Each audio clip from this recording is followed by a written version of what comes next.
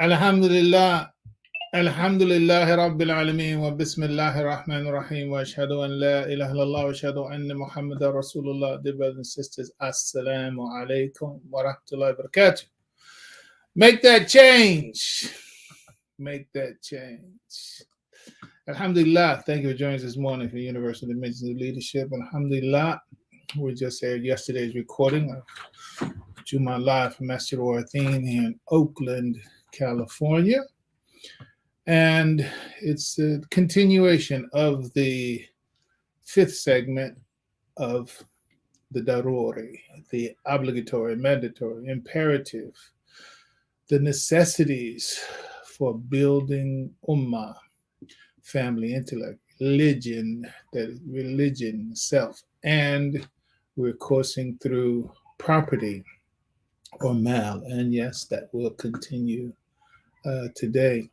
And I would say also it just continues to, and in fact, for me, even the series itself just reiterates, man, wealth, development, accumulation, saving, investment, perpetuating it from generation to generation. It's a necessity, and the way for it to be done, Allah has prescribed for us. But then also on the other side, the ruby wasps of the world, we have been inside of a program for thousands of years. In reality, thousands of years since there has been quote unquote money that is perpetually in the plan of the powers that be, the rulers, whoever they might have been, at whatever time, in whatever country. The plan has always been, we're going to have the most. And I think, I'm sure I lost some people in one part of the khutbah, the close of the first part of the khutbah, when I said, don't let them eat your cornbread, right? I know there's some of you get it, you got it, you understood it. But I can imagine that some of my immigrant Muslim brothers and sisters sitting in the aisle, what? Don't let them eat you. I thought we like cornbread. Allahu Akbar. Look, come on through. We do have other things to add to amplify what we've been speaking of in the subject in general. But I don't prefer to do that without hearing from you before we begin. Blog Talk, you're always the easiest and in the front row because of the fact that you can push one on your phone and come on through, and that's what I expect you to do. And now we got my brother Ron. Assalamu alaikum wa rahmatullahi wa barakatuh. Wa alaikum assalam, brother. I had read a passage in the Quran. I think it was the surah, the calamity, and it seems like it was around the fourth or fifth ayat. It was after it said that a day wherein mankind will be as thickly scattered moth. Yeah. Well, the next verse that in the mountains will become as carded wool. Yeah. Now I understand what a carding machine does and how it disentangles the wool and kind of clean it. But what is the Quran saying when it uses that particular passage, carded wool? The mountains will be as carded wool. No, I appreciate. Yeah, no, I appreciate that, but I have not studied that symbol. I will now. I haven't studied that symbol, and I could walk it through and think it through while we're speaking, but I don't want to do that this morning. I will, respecting your question, I'm gonna dig into it, and inshallah, maybe next week, inshallah, I'll have a response that I can respect. Okay, or you can send me something by messenger also. Oh yeah, we don't have to wait for a week, right? I got you. I'm not tuned in. So. Oh, okay. So what you good. So that's fine. Go ahead and send me a text right now. You got my number. Go ahead and send me a text right now. I said don't forget to look into that and send me an answer. Okay. Okay. All right. Your questions are always intriguing, my brother. Thank you. Well, alhamdulillah. All right. Assalamu alaikum.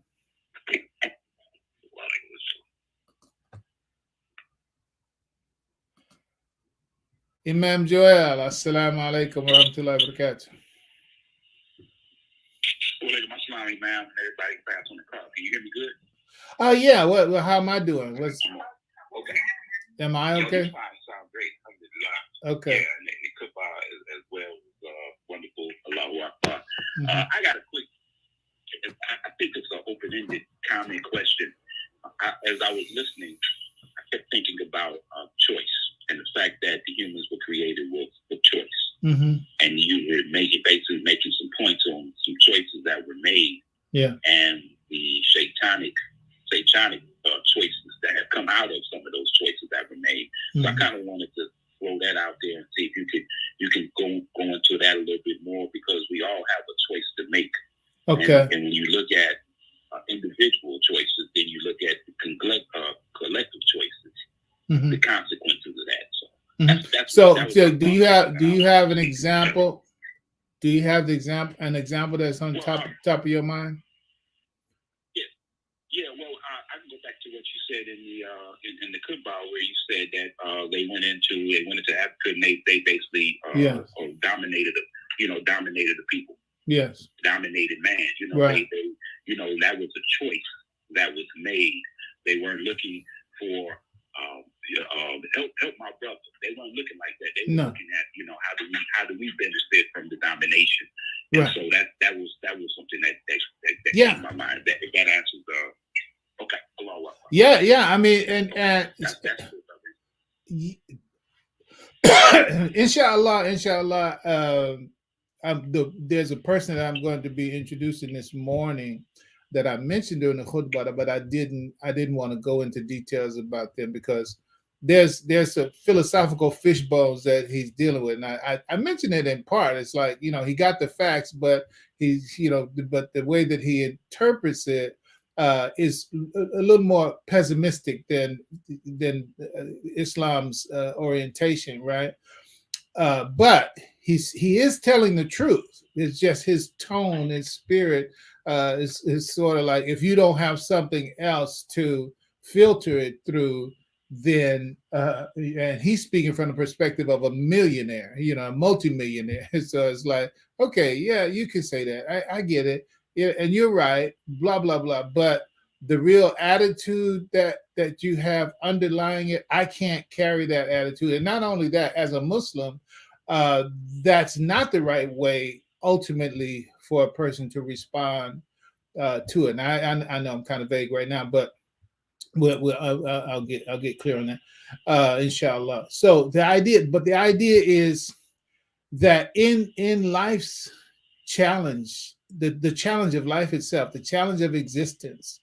There's actually an analogy that he uses in one of the things about there only being one tank of oxygen and two divers trapped in underwater, trapped in an underwater cave or what have you, and then he talks about who comes out and what they had to do in order to get out of that. The point is that in the state of nature, without other kinds of governance, i.e., like for us, it's the Quran, life model of Prophet Muhammad, the aspirations of Al-Islam, those things govern our behavior. Okay, but absent that particular kind of guidance, the person is only guided by their appetites, their impulses, their urges, their animal instincts, right?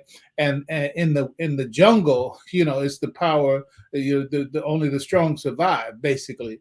And so, and that's what man, and that's how man is. I'm thinking about one of the big books, i.e., important books for American life and the Enlightenment. Those the Thomas Jeffersons and the James Madisons, etc.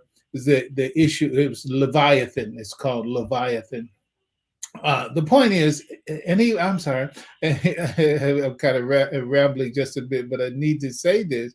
Ayn Rand, which I've mentioned quite a bit, she's also a modern, updated version of that very issue in her Atlas Shrugged, and whatever the other one was. The idea is that it's really talking about whoever has the power is the one that has the natural right to authority and power, etc., and they have no obligation to be morally conscious of the other person, etc.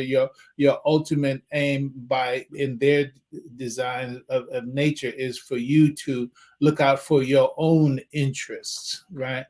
And that's what happens in the world. So I'm saying in the world that we're in right now, and the world that, quote unquote, led to slavery and supported slavery, the chattel slavery that we talked about, it is and was that world.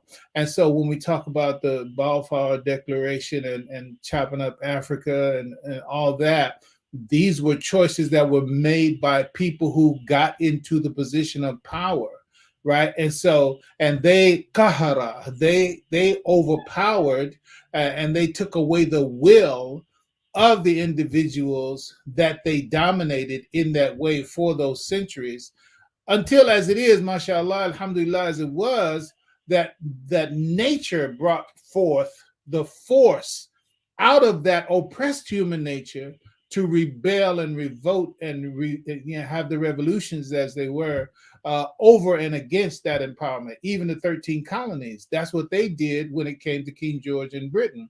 Oppressed, until the point where, hey, I'm damn sick and tired, I ain't gonna take it no more. And then they came up with their own power, and with that power, they overpowered that. Now, Holy Quran 2:249, I need to mention that because it comes up right away. How often has God, by a small force, vanquished a larger force? So the point is that when you get tied into understanding, okay, yes, you're a human being, and you're an undeveloped and uncultivated and uncivilized human being that's being driven by your appetites to seek to dominate and overpower other people. I get it. That's how you are. That's who you are. That's where you are right there. But for one who believes in God, they know that that's not the end of it. It's like, we have nothing. There's nothing that we can do. No, you have a nature. You have nature's God, which these same people, Thomas Jefferson and the like, they acknowledge, nature and nature's God. So that's still true for us, and so therefore, in terms of the choice is you recognize, you have to have some acknowledgement, some awareness of your state by comparison to, meaning your condition and your resource position, as it stands against, as it measures up against those who are seeking to or have overpowered you. Then you have to make rational decisions along that line, which is what the prophet did when the Meccans were oppressing him, blah, blah, blah. So I know it's a very long answer, but you sparked it. So that's the idea. So we always have that choice to decide to operate upon that schema of nature. There's a God, I have a nature, there's a plan, there's what agrees with God's will, there's what disagrees with God's will, but then I also have to rationally respond to what I'm faced with. The prophet hid in the cave when he was chased. He didn't stand out there, yeah, y'all can't do nothing to me, I'm the prophet of God. He said, oh hell, that's like he said, oh hell no, man. He said, let's get in this cave, man. So you stay there until it's safe or wise to come out, right? Those kinds of things are kinds of strategies that you have to use when you're faced with powers that are quantitatively or clearly overpowering towards you, but it doesn't mean that they're the end, because you have God, but then God is also, it said, trust Allah, but tie your camel. That kind of thing is the kind of thinking that we have to have in all things, and that's the growth. That's the growth of Al-Islam. So it's like, so we don't create more problems for ourselves than we solve, thinking that we're doing the right thing. But you might have the right idea, but you might be doing it at the wrong time, or you might be doing it in the wrong way. Blah blah. All right. Yes, sir. Yes, sir. Yeah. Yeah, you know, yeah, I'm gonna go because you've opened up a couple other doors. Maybe like this is not the Joel Ask Questions show. So okay. Yeah, we still gotta talk about that beautiful article that was for you. So we'll talk the article about that came out from you all's recent trip to occupied Palestine, as I ought to say, Israel. Alhamdulillah. So the beat goes on. All right, thank you. Yes, sir. All right, assalamu alaikum. All right, come on, Monterey Bay, you were there, so don't give up. You got to be patient. Push one. Come on back through. Need to hear from y'all anyway. So alhamdulillah. So again, I know that my comments were quite extended, but there's a lot that I need to offload. I mean, it's like I need to tell somebody this. That's it. So Monterey Bay, if y'all there and you still have a comment or a question, come on, check back in. In case I'm going to do a very quick, brief preparation to add to what we've said in yesterday's khutbah and actually beginning this morning as well.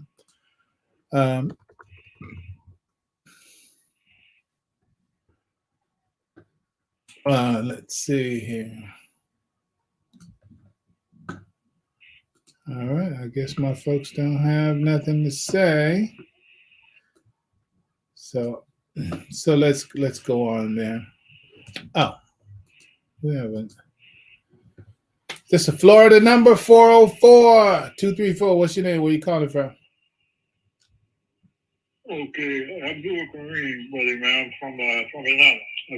Walaikum assalam. So that is Atlanta 404. What's going on, man? Yes, sir. Right.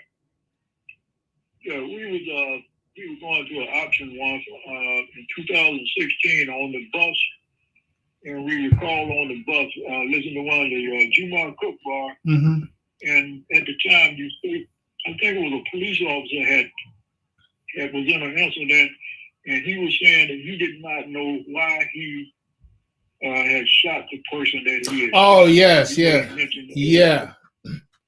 Yes. Right.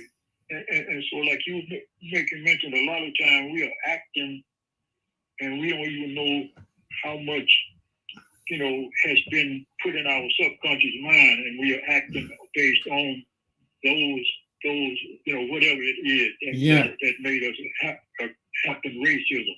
Oh, yeah. And we was reflecting on, if correct, Imam Muhammad mentioned the Honorable Elijah Muhammad, may Allah peace be upon there, said that there was a word or a letter, and it went all the way through the Quran, and the word was the L, the Aleph. And if so, and so in saying that, when we go to the post office, we put a letter in the mailbox. Right. And so by putting a letter in the mailbox, we don't put a word or a sentence or a paragraph. We put a letter in there. Yes. So Imam said, word make people, and in that regard, we were fortunate to get a dictionary to try to find out the term letter, and then we found the word letter of marquee. And when people go to college a lot of time in sport, they become a letterman. Yeah. In sports. But like the person that at that time that carried a mail, we used to call him mailman, MAIL, but he didn't carry a word, he carried a letter. And so now we have a postman. The postman now, they carry a letter, but not necessarily a word, they carry a letter. And we got about 30 seconds if you don't mind. No, go ahead. Okay, so in the word letter, in the word Abdul, you have ABDUL, and as it relates to the word letter or marquee, if you abduct or take away the L, then you take away the servant aspect of. And so actually, as it relates to letter or marquee, if you abduct or take away that L, then you take away the servant, as we say, could be one of the attributes. So, Mr. Jordan, so in that regard, you can be abducted as related to letter or marquee. And letter or marquee say that a country or a group can give a letter to a pirate on the ship to ambush another ship or a vessel. In that regard, Mr. Jordan Maxwell, he speaks of maritime admiral law. Yeah. So when we speak of, so basically we were trying to say if that have any connection, then we just make a mention of that there. Yeah. No, it definitely has a connection with the reading. I can't walk back through it with you. The maritime law is definitely a big thing. The issue of letters and what letters contain. That is, as you've already said it. That you put the envelope, you put the whatever the writing is, you put it in the envelope, and you still just call it a letter. It's a letter. You got a whole lot of words, but that means that, and the prophet, peace be upon him, I'm gonna have to stop. I gotta watch out for my long answers this morning. But the prophet says, sallallahu alaihi wasallam, in every letter is a blessing, and every letter of the Quran is a blessing. And he said, I don't have the hadith by memory, but it's saying that.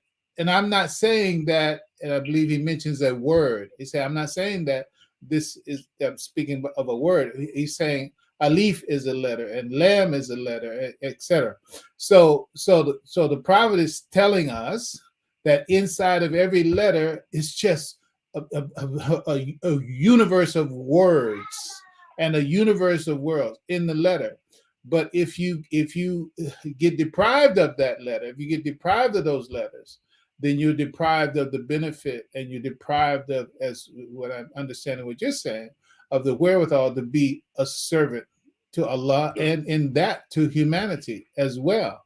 And in fact, there's a story. Well, it's a movie actually, Nightjohn. It's quote unquote one of those slavery type movies where it used to be against the law. You remember, it used to be against the law to teach the slaves how to read, right? And it's about this little girl, and this little girl who snuck. We think about Frederick Douglass, who tricked people into, according to the story, tricked people into teaching him how to read, and plus that learning was so this little girl in the movie, she said, I stole me some letters yesterday. Yesterday. So it's a very, very, very, very powerful. I'll also say this, and I'm going to have to step away.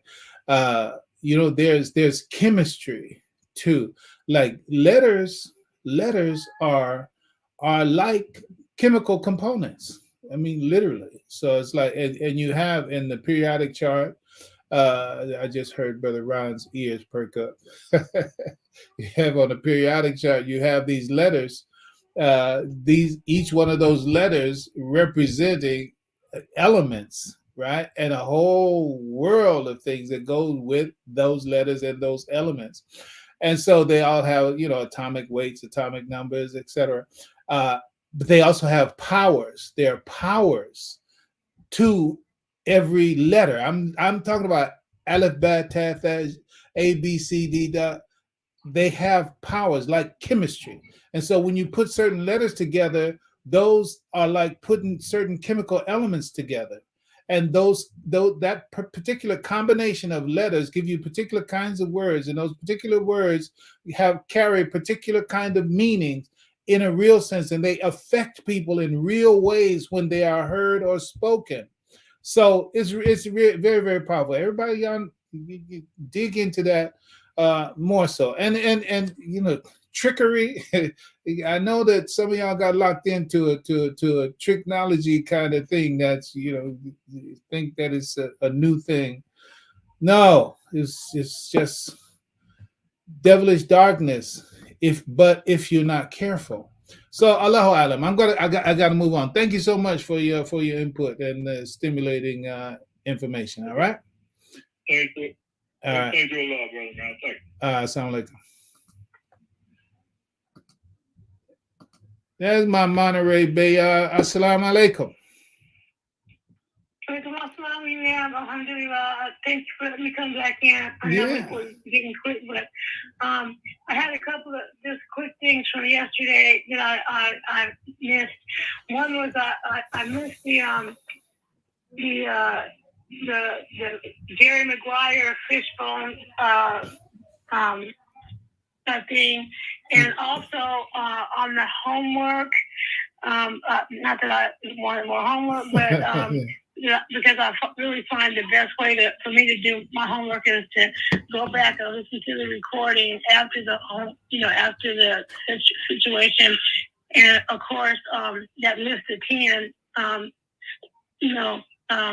Is go on and on, but I didn't get, and I really tried to get it this morning, and I got distracted yesterday, and then I was going to try to get it this morning, but I got distracted again this morning on the list of 10 of making ourselves better. Yeah.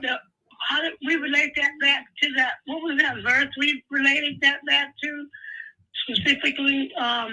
I wanted to be able to keep the two together because I'm so focused on this right now.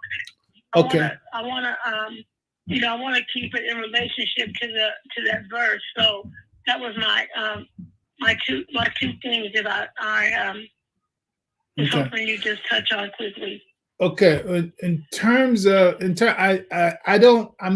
I have some verses, so I mean I'll mention some verses to you, but I don't think I mentioned these verses during the khutbah in conjunction, but they were there. So when I spoke to it yesterday, I didn't say where I don't remember saying this, because so much of what I say sometimes is just extemporaneous in that sense. I mean, it's not that it's empty, it's just that it's connected in the spirit in the moment of that time. It's not really always believe it or not, a conscious thing on my part that said, okay, well, you got to remember that. You got to remember that I take and give whatever quote unquote I'm given in that moment. But saying all that, then let's make the connection anyway, right? And 510-932, hang on, don't go nowhere. I know my answer has been a little long this morning, but don't give up. Be patient. Okay, so in connection with that list of 10, right? So the idea is, the prime simple way of starting that exercise is for anyone to ask themselves, who is the person that you would like to be? Who is the person that you would like to be? That's a simple way to start that. Who is the person? What are the attributes of the person you would like to be, right? So it could be anyone. You could ask as a child, adult, or what have you. Okay, make a list of the 10 things that are qualities and characteristics that you would like to have, right? And so you make that list of these qualities, characters, attributes that you would like to have, right? So that's assuming that the person doesn't have this awareness of who they are, or they are not who they would like to be, and they are trying to improve themselves or what have you. And so you're asking that person, so the same question, I'm just pointing who we're talking to, is who is it that you would like to be? List 10 things that represent the qualities that you would like to have. So, okay, so you list the 10 things, qualities that you would like to have. And then the punchline is, you are already that. You are already that. Because who is it that dictated the list? Who dictated the list? Where did the list come from? It came from your true self. It's your true self inside of yourself saying, this is who you want to be.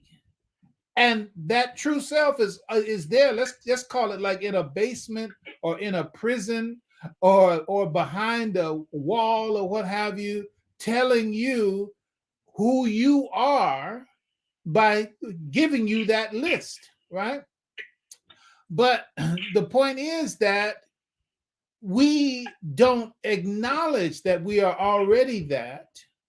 We think we're not that, but the one that's thinking we're not that is the one that has the doubts, actually the ignorance. Doesn't have the knowledge of it, who also doesn't have that kind of control over their own behavior to allow those attributes to come out and to be pronounced and to be practiced, because they're getting distracted, they're being diverted, they're being being distracted from it. So the point is that we are already that action. Now, a couple of verses to establish that real clear. 91, 7 through 10. The Quran, where the Quran says, by the soul in the proportion and order given to it, and its enlightenment as to what would benefit and what would harm it. Blessed is he that causes it to grow, and cursed is the one that neglects it. So that's 91, 7 through 10, telling us your soul is already endowed with every enlightenment about what benefits it and what harms it, but it's latent. You have to cause it to grow. So the one who is not cultivating that inherent excellence is the self that's blocking the self for that is the socialized self that is blocking the universal self from coming into expression. So blessed is he that causes it to grow. So that one that we think we're conscious of and that we think we have control over, it has to take charge of the situation and move out of the way any of its own behaviors that obstruct that excellence from coming to fore. So that's the point. It's already there as a seed, but it has to be cultivated by the consciousness that we have. Like right now, whoever's listening, that's your consciousness. That's what you're conscious of. The true self is deeper even than that, but that conscious self has to be aware of how and when that excellence is coming forward or being obstructed. And it has to say, no, get out of the way, let it come through.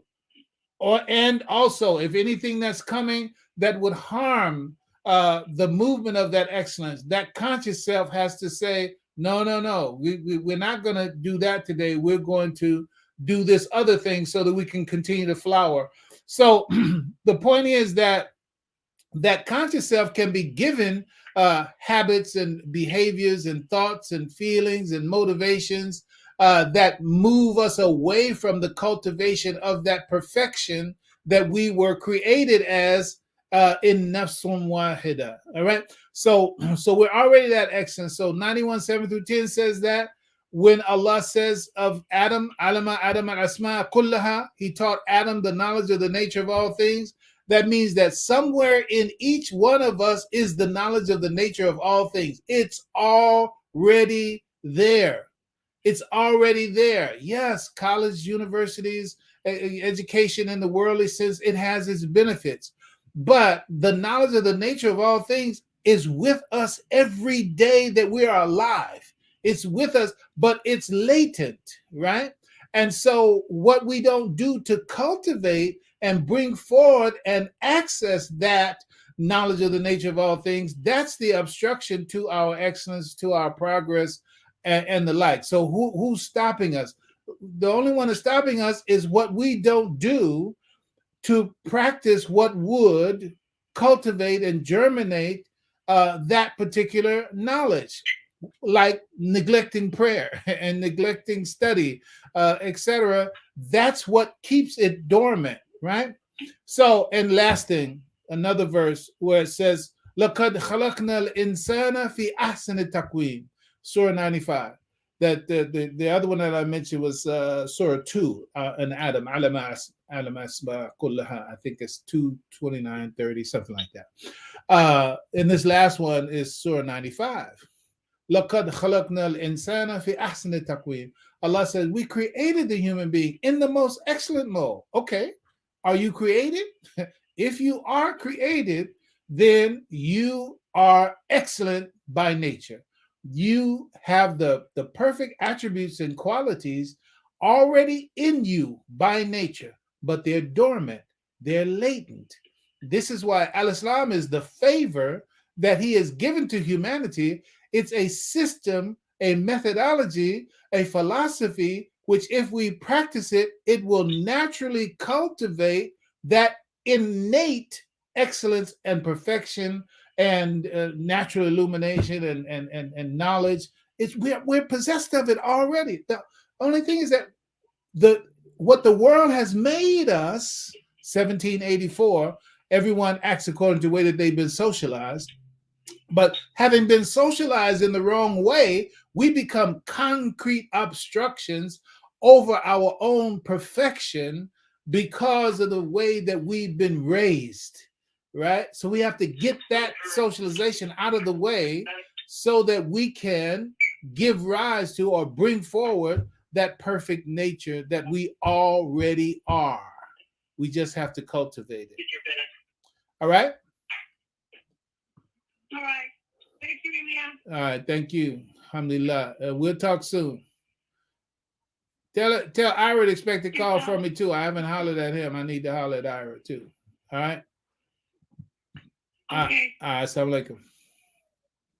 Welcome, assalam. My dear patient brother or sister, 510-932. What's your name? Where are you calling from? Asmar Muhammad Hey. from Richmond, California. Hey, ma'am, how you doing? Assalamu alaikum. Alhamdulillah. Alaikum How are you? I'm doing wonderful. Okay. Doing wonderful. Okay. Okay. I have a comment on both what you're saying about the self and the letters. Okay. Okay. And if you take the L out of words, you can take that L and you can make letter with words. You talking about take the L out of world, out of worlds. Yeah. Okay. Yeah. And you can write letters.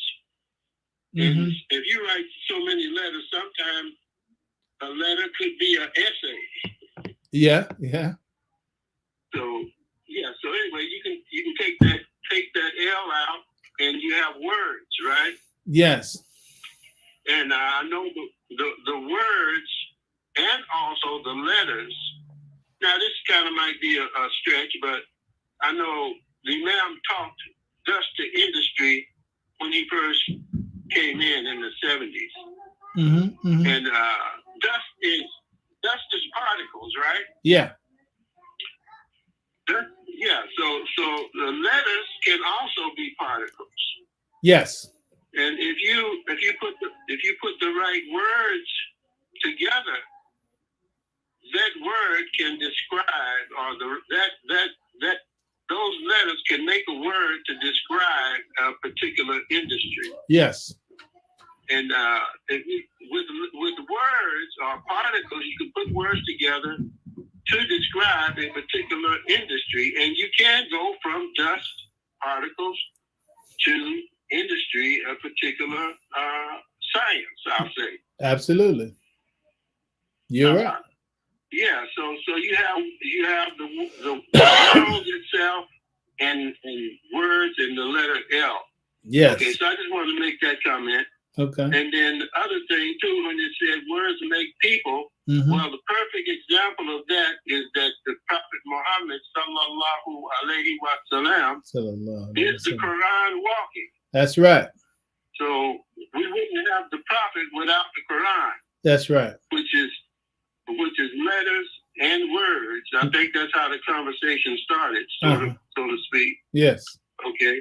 So anyway, I wanted to make a comment on that. And the other part, in terms of the self, is either you are congruent in yourself, you're balanced, or you are incongruent.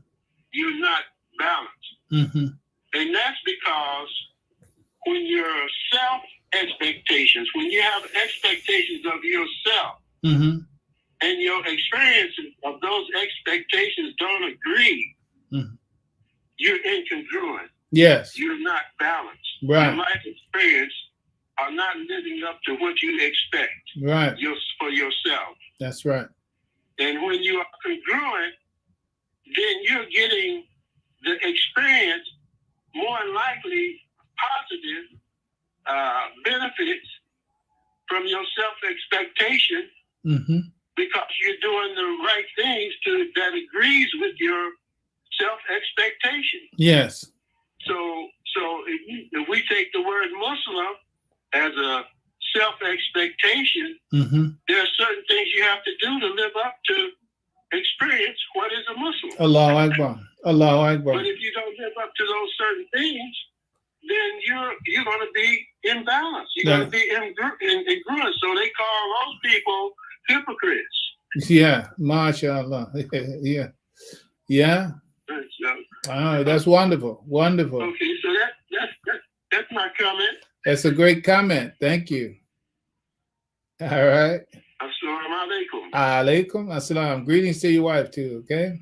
Alhamdulillah. Okay, thank you. Assalamu alaikum. All right. Alhamdulillah. Very, very rich, wonderful, deeply appreciated comments. What I'm going to do right now is just bring an added point. Just bring an added point from our continued subject on poverty. This is very important, brother and sister.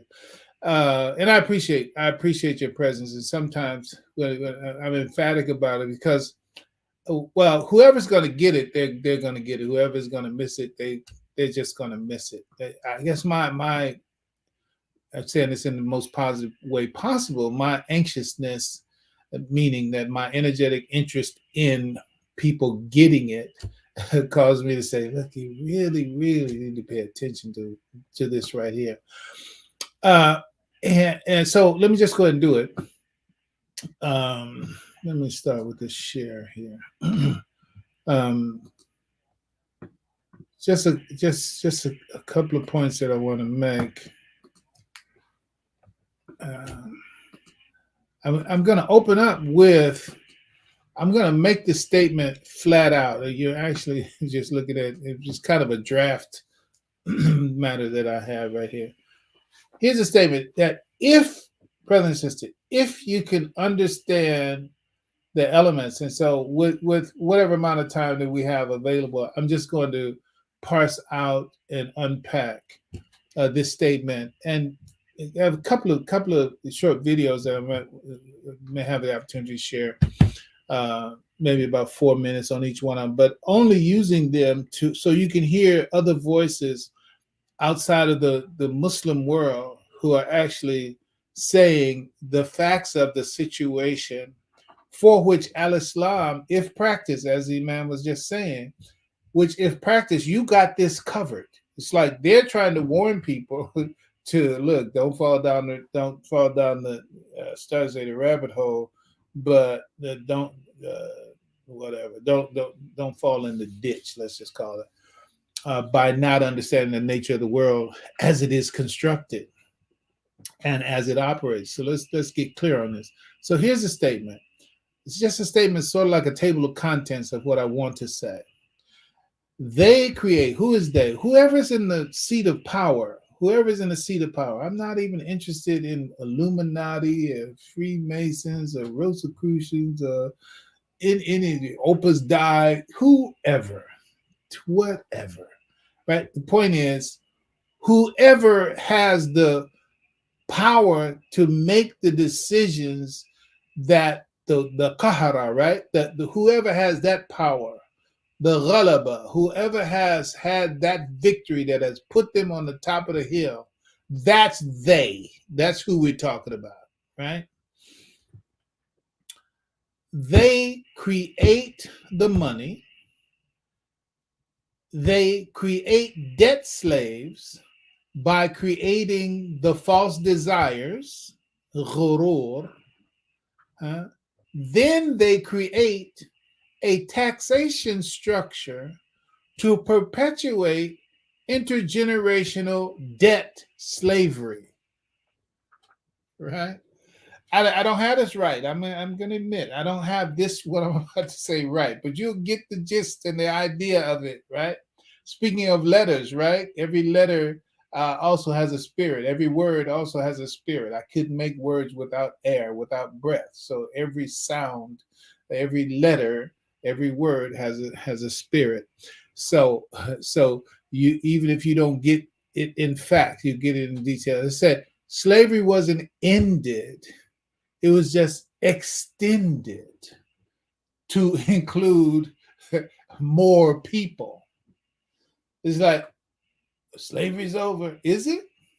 Is it? No, slavery's not over.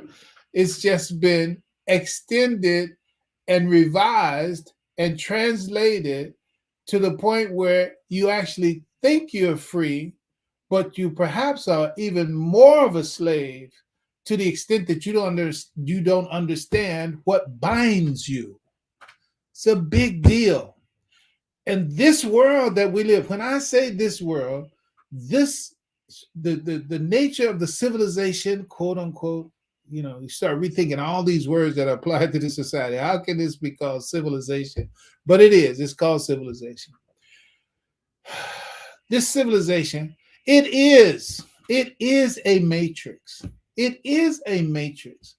Maybe not in the fictional way that the electronical digitization of the movie, the way that it's, but that is just a parable, an allegory for the fact of the condition of the people in this culture and this civilization that has these superstructures of government and economy and education and culture and the like, which are all designed to serve the interests of they, okay? To serve the interests of those who are on top today, right? In fact, I got it's just going to be what it is right now. So I need to step away from this because there's another quote I need to bring to you right here at this juncture that's just so critical and so illuminating. Let me see if I can, by Allah's grace, inshallah, I can find it. Oh, here it is. All right, let me I'm going to stop sharing this and I'm going to share something else. So inshallah, maybe next week we'll get to the rest of the story that I want to. But you have to hear this because I just mentioned about a matrix, right? I'm putting it up here. You do take a screenshot, whatever, and then you can read it. I just didn't want to read it off screen so much. But this was a comment that an individual made to a video that I intended in part to play this morning. We'll see if time permits. But just listen to this, because I'm talking about a matrix. I'm talking about how much we don't know about how this society dominates us invisibly, right? So this is a journalist. The journalist says, he says, a journalist once reported the following interaction with a senior aide to the Bush administration. The aide said that guys like me, that is, they work in a presidential administration, right? He said, guys like me were in what we call the reality-based community. Okay, so this is, oh man, I got a story from Reagan that I could tell you about too. But so this person who's mentioning this in the comments is talking about a conversation that they had with someone in the Bush administration. And this guy from the Bush administration is telling this guy that he's talking to, he say, you people, he's saying, you are people that we call people who live in the reality-based community. Meaning they got a label for your type. You think you're a heavy digging kind of whatever, whoever's the guy that did made all those movies to expose Ford and the healthcare system and all of. I can't think of his name right now. But point is that they have labels for those type. And so he's saying, you people who are dealing with reality, okay, you're the reality-based community. So the comment goes on, which he defined as people who believe that solutions emerge from your judicious study of discernible reality. So they got you, such journalists, as your type, and we're going to get to the facts. We're going to get to the bottom of this. You know, all the president's men or whatever. It's like, yeah, we're going to go get it. And so this person said, we know your type, right? We know your type. You are the reality-based community. You think that the way to get to it is to study discernible reality. Okay, then he goes on and says, that's not the way the world really works anymore. That's what he's telling this guy, oh, you think you're going to get the answer that way, right? Let me tell you what's gonna happen. Let me tell you what's happening. So this is an insider telling him what's gonna. He said, that's not the way the world really works anymore. It used to be that you could, I'm speaking now. He said, it used to be that you could do a judicious study of discernible reality. But he said, that's not the way the world works anymore. He said, we're an empire now. And when we act, we create our own reality. We are creating reality for you, ghurur. Huh?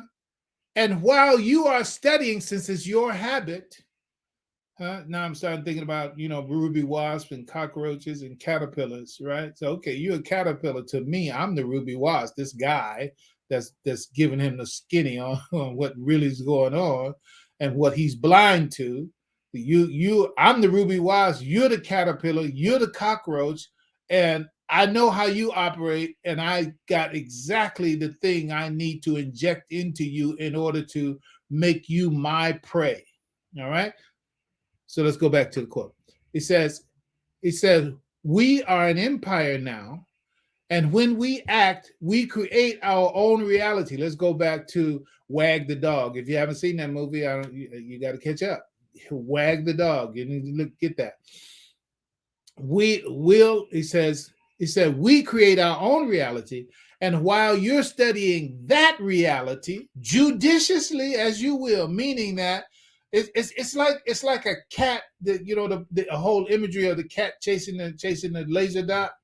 It's like these reality-based people, as defined here, who are judiciously trying to drill down and get the facts, etc., they fail to recognize that reality that you are studying has been created for you by those who have the power to create realities, and you're studying what they created for you, thinking that what they created for you is the reality. Muslims already know to protect themselves from that kind of deception by understanding that the nature of this life is ghurur, and what is true is what Allah has revealed. But now you have to also not get stuck. You don't be like the Bible thumpers and you're a Quran thumper, right? Yes, in the Quran said this and that, but you got to get past the letters. You got to get past the words. You have to get to the truth. And when you get to the truth that Allah has revealed, you will find the prescription for the predicament of this world. But you won't be able to get the prescription for the predicament of this world if you never get past the letters. If you never get past the words. When I say get past the letters, get past the words, I'm saying not being literalist or fetishizing Arabic. Or thinking that it's done when you understand the grammar. No shade to nobody. My best friends are the ones who are your and my leaders and teachers of Quranic Arabic in this community. No shade. I would not shade them at all. They know what I'm saying. They believe and feel and act in that same way.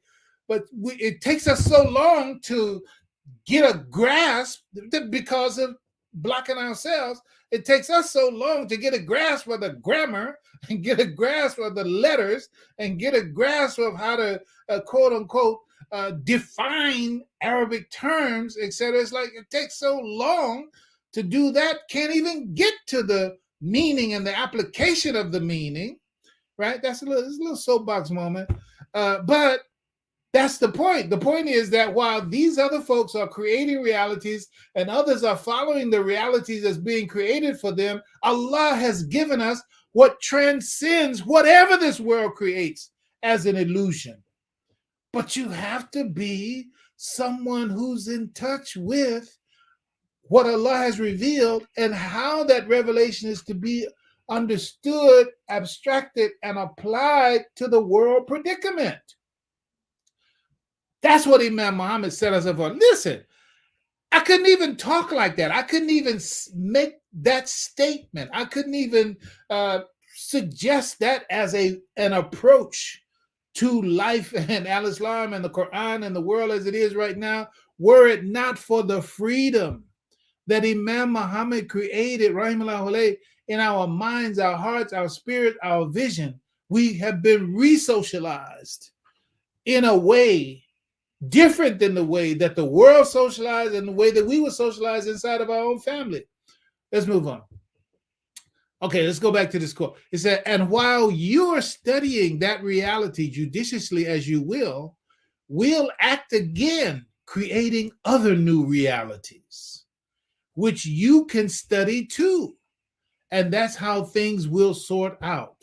We're history's actors, and you, all of you, will be left to just study what we do.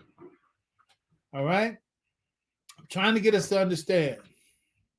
When we talk about those who have power in the world and those who have power over the world, right? We live behind the electronic curtain, right? It's just, it's really I got to put it this way. It's a hell of a situation when right now, today, you don't know what the truth is. Just think about that. Just think about that. You don't know what the truth is, and you don't know who to trust. I'm talking about at large, right? You don't know. It's like, that's the world that everybody that we're living in. So we have to, as it stands right now, we have to live transcendently. Brother and sister, we have to learn how to see beyond what the world shows us. Huh? We have to know that it's that you got it, you know, that yes, it is the Matrix. But don't trip like, you know, whatever, somebody that whatever that spaceship was. I can't think it wasn't a spaceship, but you know what I'm saying. Don't take it literally. Take it figuratively and apply it to the world as it is right now. And it's true. It's true. Okay, so that's the truth. Then therefore, we have to have a source of information that transcends and goes beyond the illusion that the world is casting. Okay, so let's do something real quick here.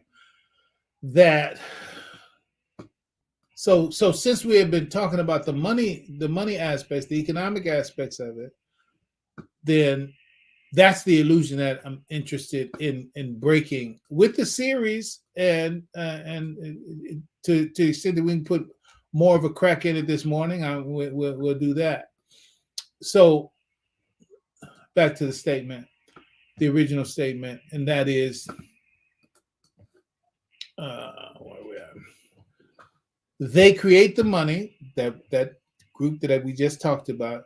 They create the money, then they create debt slaves by creating false desires. Then they create the taxation structure to perpetuate intergenerational debt slavery. Remember, this is grounded in unpacking the hadith, which is dua from the prophet, which ends, and seek refuge. I seek refuge in you from being overpowered by debt and the oppression of men. These things, and in fact, the dua, it ends with these two things together, talking about grammar, right? These two things together, being overpowered by debt and the oppression of men. Those things go together. Debt and the oppression of men go together. Third time. Debt and the oppression of men go together. So debt is a powerful enemy. Just like iron chains are a powerful enemy to free people. Well, debt is a powerful enemy to the destiny of humanity. Right? And let me mention this to you that I didn't mention.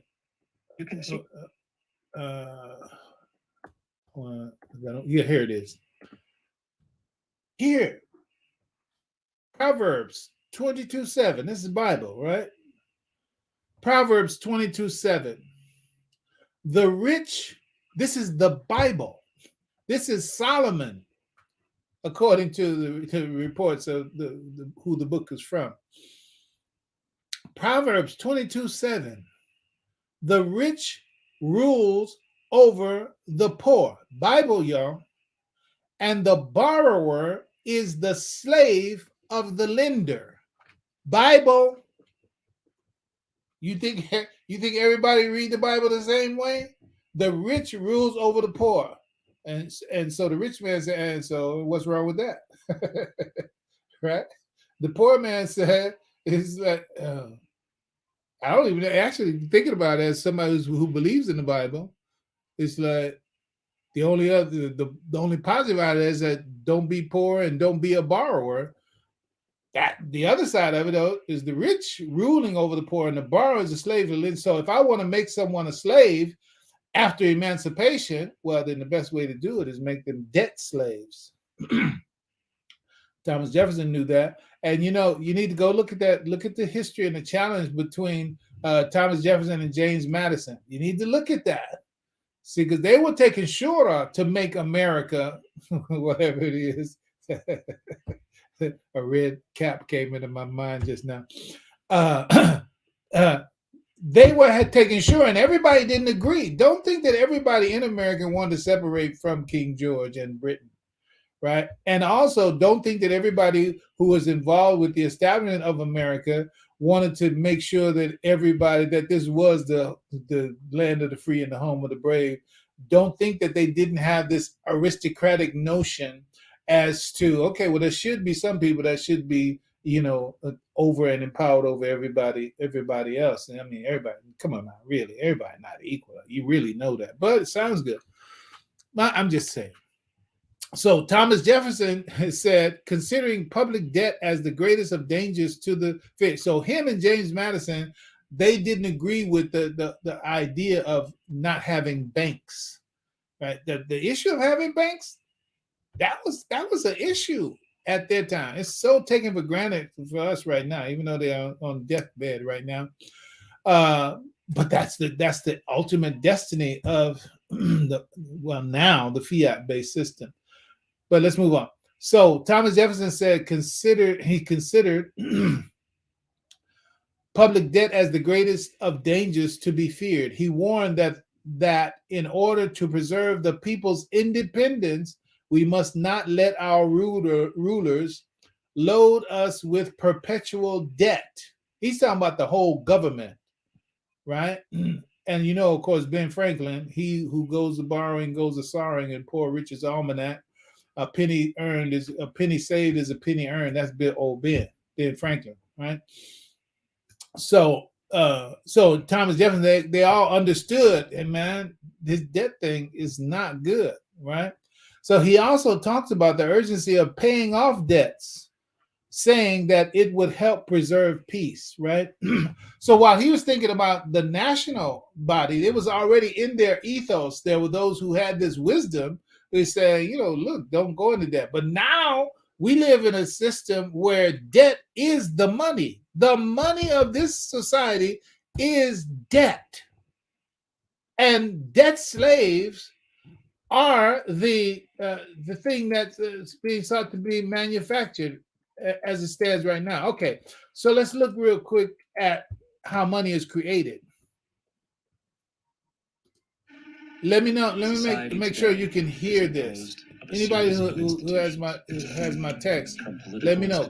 Are you hearing the sound? Religious institutions, to institutions Somebody's of got social my text, class, familial and who's watching. occupational specialization. It is obvious the profound influence Let me know these if you can hear traditionalized that. structures have in shaping our understandings and perspectives.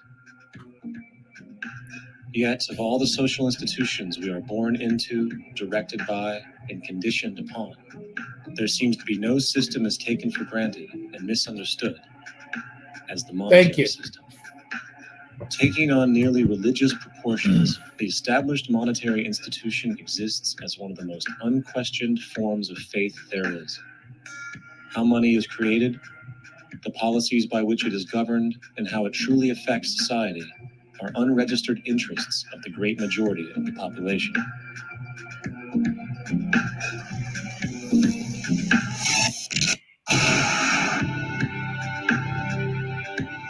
In a world where 1% of the population owns 40% of the planet's wealth, in a world where 34,000 children die every single day from poverty and preventable diseases, and where 50% of the world's population lives on less than $2 a day, one thing is clear: something is very wrong. And whether we are aware of it or not, the lifeblood of all of our established institutions, and thus society itself, is money. Therefore, understanding this institution of monetary policy is critical to understanding why our lives are the way they are. Unfortunately, economics is often viewed with confusion and boredom. Endless streams of financial jargon, coupled with intimidating mathematics, quickly deters people from attempts at understanding it. However, the fact is, the complexity associated with the financial system is a mere mask, designed to conceal one of the most socially paralyzing structures humanity has ever endured.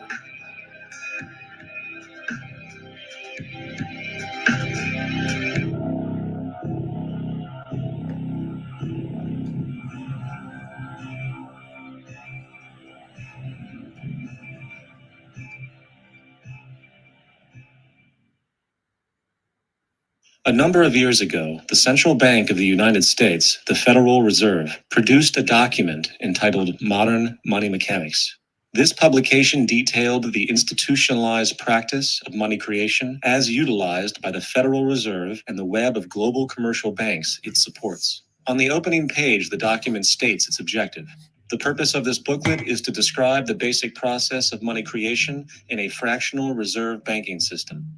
It then proceeds to describe this fractional reserve process through various banking terminology, a translation of which goes something like this.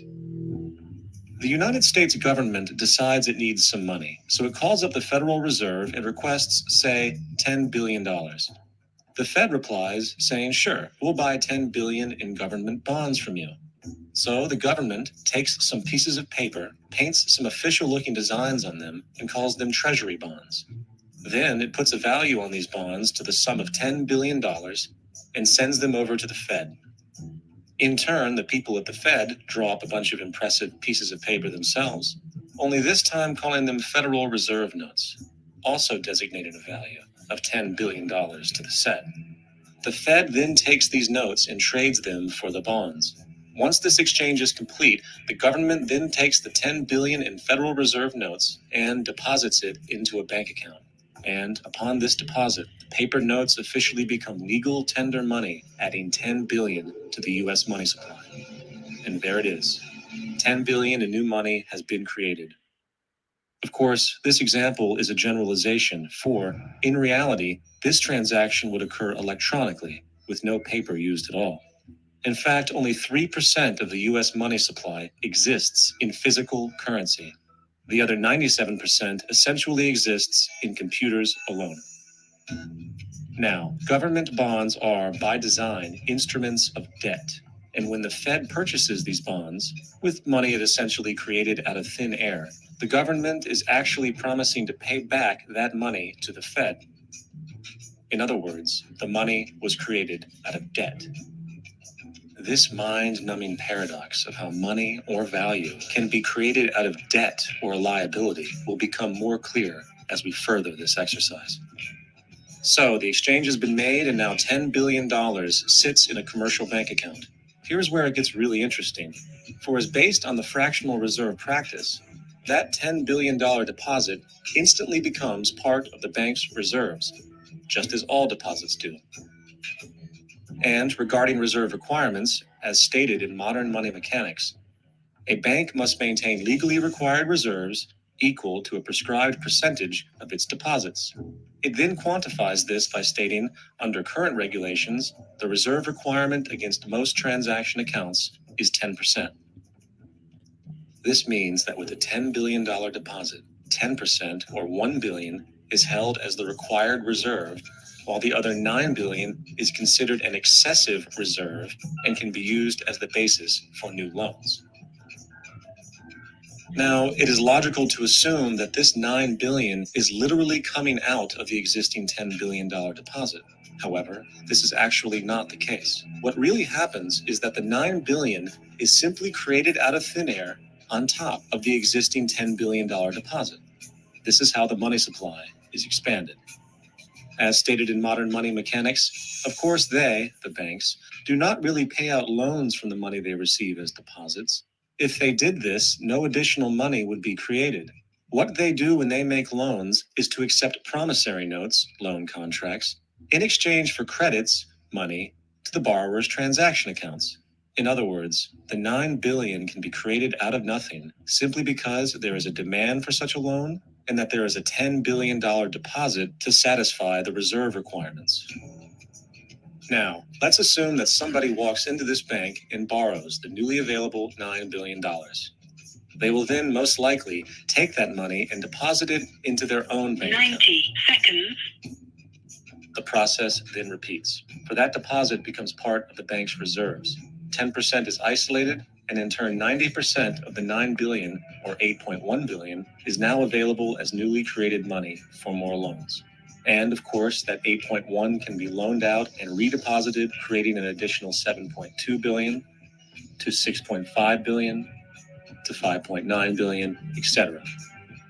This deposit money creation loan cycle can technically go on to infinity. The average mathematical result is that about $90 billion can be created on top of the original 10 billion. In other words, for every deposit that ever occurs in the banking system, about 9 times that amount can be created out of thin air. Money jitters. Ask the obliging Bank of America for a jar of soothing instant money, MONEY, in the form of a convenient personal loan. So, now that we understand how money is created by this fractional reserve banking system, a logical yet elusive question might come to mind. What is actually giving this newly created money value? The answer? The money that already exists. 10 seconds. The new money essentially steals value from the existing money supply. For the total pool of money is being increased irrespective to demand for goods and services. And as supply and demand finds equilibrium, prices rise, diminishing the purchasing power of each individual dollar. This is generally referred to as inflation, and inflation is essentially a hidden tax on the public.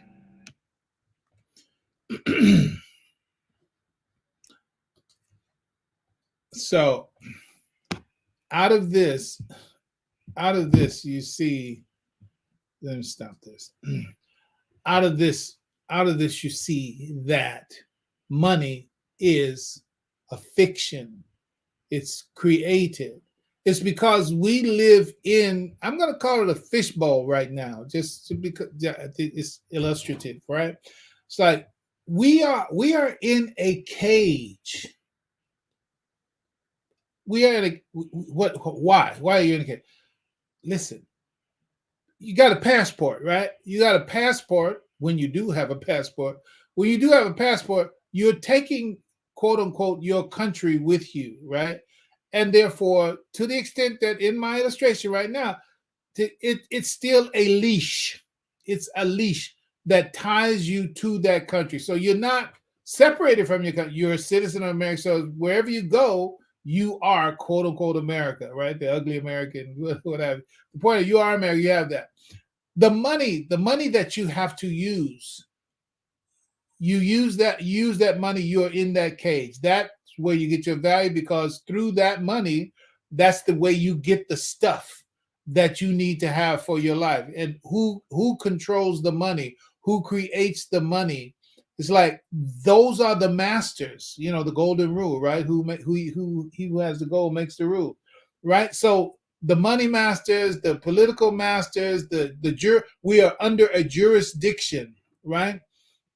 So that's truly the world that we're in. I know, we feel free, and we have this sense of freedom. I can walk out of my house, I can get in my car, I can drive here, go there.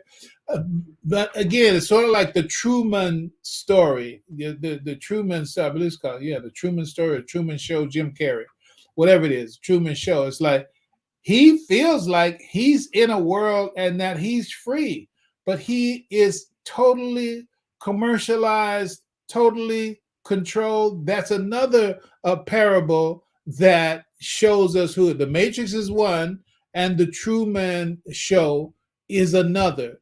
That is a parable that is telling us this is our reality. This is our reality. We are in the scheme of things, unless we know and learn how to act outside of the socialization, the script that those who are born and socialized in this world are given, and that we imbibe, because you imbibe the script through socialization. So you're living just like that Jim Carrey character. You're living in accordance with the script that most of us don't know, the script that we have subscribed to, and we just live it out. And that's the expectation. That's the hope. That's the plan. That's how we are the batteries that energize the society as it is right now. Our unconsciousness of it's called cultural consensus trance.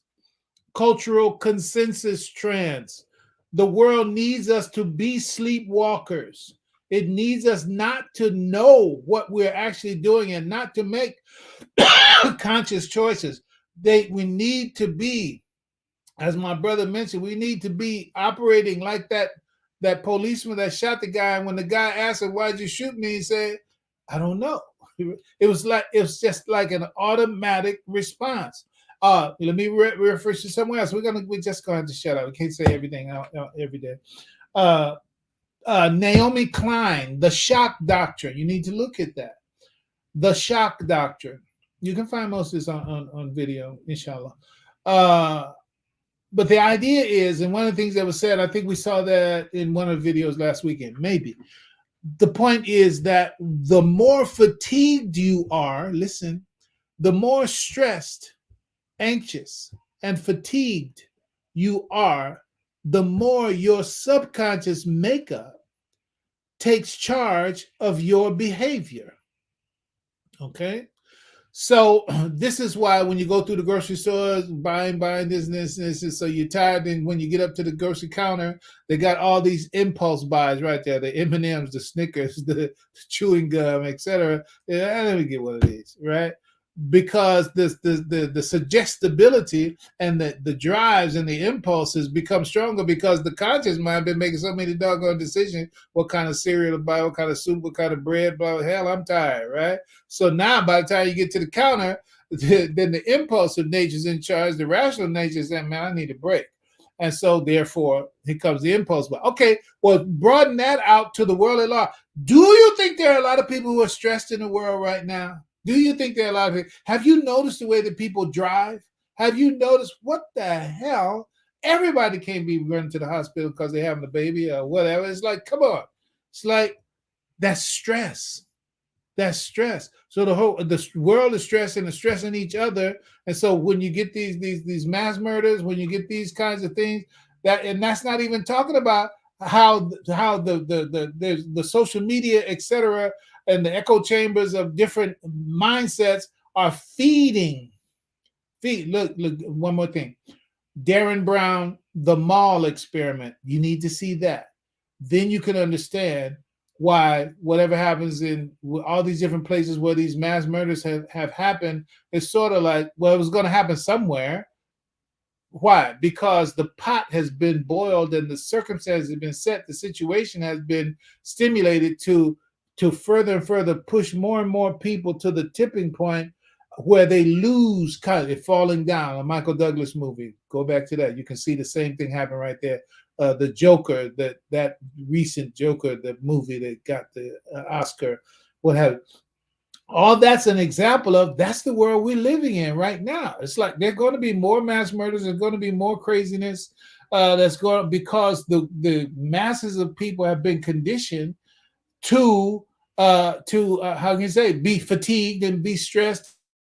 The conjuring up of those urges and impulses, which have been fed with different forms of behavior, that when the person loses that executive function and the inability for impulse control and the invitation of the commercial society is that let it all hang out, then yeah, you're going to have all kind of shootings, mothers killing children, husbands killing wives, persons killing themselves, etc. I'm not trying to be morbid. I'm just telling you what's going on, man. It's really important.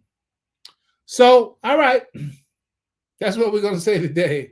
Let me click through a couple of things to acknowledge my folks on Facebook, YouTube, etc. And inshallah, may Allah bless us to be protected and guided to the best. Brother Jerome, assalamu alaikum. Brother Anthony, assalamu alaikum rahmatullah. Assalam. Al-Islam in the United States, assalamu alaikum. Alhamdulillah. Abdul Shakur, alaikum assalam wa rahmatullahi wa barakatuh. The Balfour Declaration was a tragedy for the Palestinian people, mashallah, I agree, and for so many others as well. Hanif, Hassan, hey Hanif, alhamdulillah, assalamu alaikum wa rahmatullahi wa barakatuh. Alhamdulillah, Iman, assalamu alaikum wa rahmatullah to you, my dear sister. Alhamdulillah, Niyere. Alhamdulillah, assalamu alaikum. Give Ikra and all the others the greetings for me. Alhamdulillah, Nayera, again, thank you. Commenting on the voice, the hearing. Yes, Brother Steve, thank you so much. Alhamdulillah. Brother Jerome again. Alhamdulillah. Thank you. Ahmed Dirani, Abu Hassan, assalamu alaikum. Yes, it is insanity, Iman. And my brother, Rick, alhamdulillah, assalamu alaikum. Imam, my brother, this discourse you've been presenting is dead on. Please present this material, mashallah. So we do more. And I know coming from a studious individual like yourself, much appreciated, my dear brother. Ibrahim, alhamdulillah, assalamu alaikum, and congratulations to our future.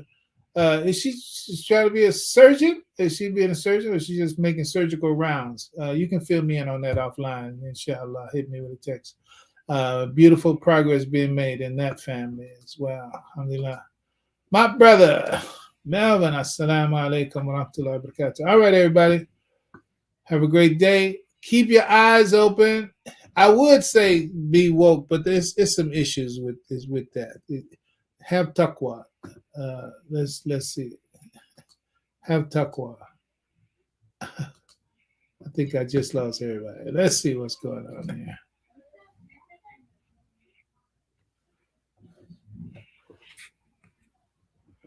Screen went blank on me. Let's kill it off. All right. Let's go for something else happens. Everybody have a wonderful day. Assalamu alaikum wa rahmatullahi wa barakatuh. Thank you for using Blog Talk Radio. Goodbye.